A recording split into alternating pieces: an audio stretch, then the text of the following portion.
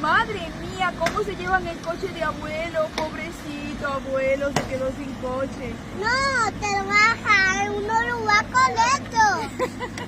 Se lo van a llevar a un lugar correcto, abuelo. Muy bien. Mira dónde te lo vas. Ahí, fíjate. Ahí te lo bajas.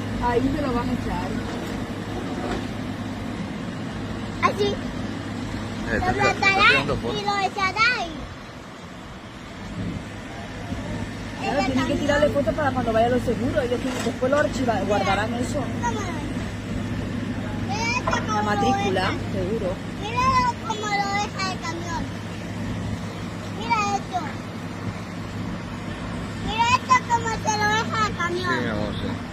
Y se lo llevará a un lugar correcto. Sí, seguro que es eso, que ellos tienen Mira los que guardar la